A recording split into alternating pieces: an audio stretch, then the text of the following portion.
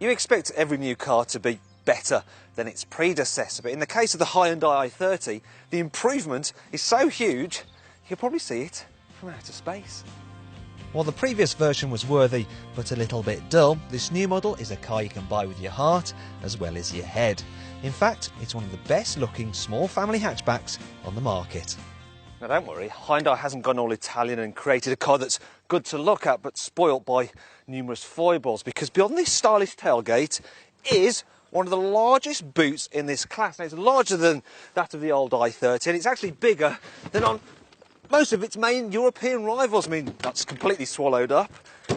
And if you want to carry larger items, you can fold down the rear seats and they lie, look, completely flat. Now, I must point out it does have a bit of a lip there, which does affect practicality slightly, but I'm going to forgive it for that if I can fit my huge snowboard bag in lengthways. So let's have a go.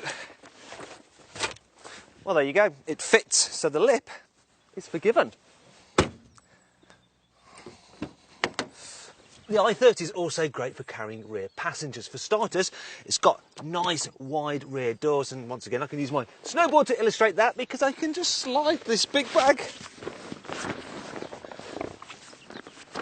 out through the gap. There you go. Now I'll just put the seats back and show you how much space we have back here.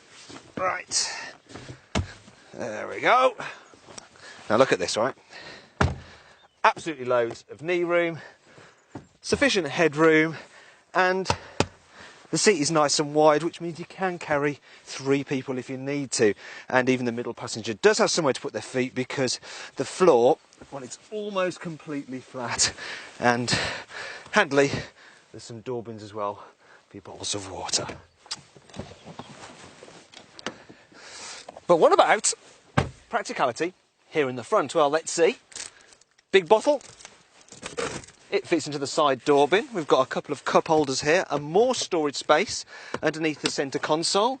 The glove box is a decent size and it's chilled by the air conditioning, and there's a large central cubby as well.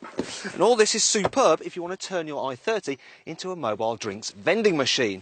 Do you know what? I think we've gone through all the classic car buyer practicality tests and this Hyundai has passed them with flying colours. The i30 also passes the equipment test, as all models get air conditioning, USB input and Bluetooth as standard. However, the best thing about the interior is the way it looks and the way it feels.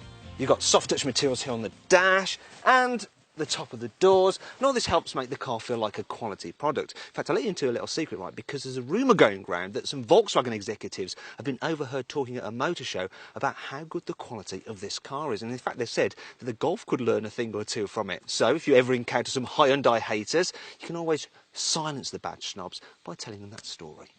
All i30s come with a 5-year warranty and are cheap to run, especially this 1.6 litre diesel version, as it can do 76 miles per gallon and is free from road tax thanks to its low emissions.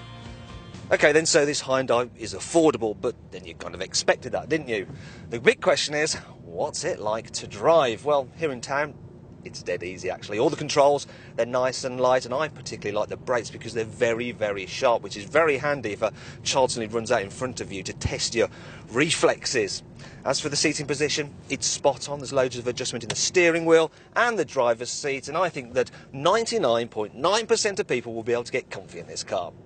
Actually, that might be a little bit optimistic. Maybe I should refine that to 99.8.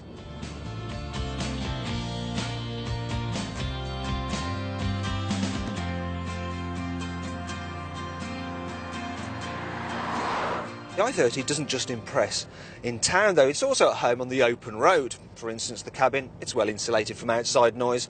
That means that motorway journeys are nice and peaceful. It's also very comfortable. I mean, the ride is a bit on the firm side, but it deals with bumps pretty well. And the trade-off anyway for that is the fact that it goes around corners very well indeed.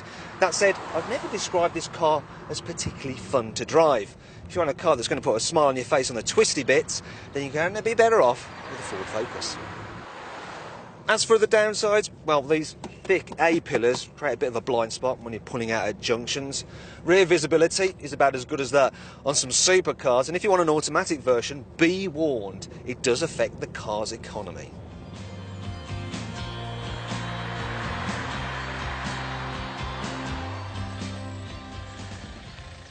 There are some other issues too. For instance, Hyundais don't exactly have the best residual values in the world, and you normally expect them to significantly undercut the competition. But this model is almost on a par with its European rivals.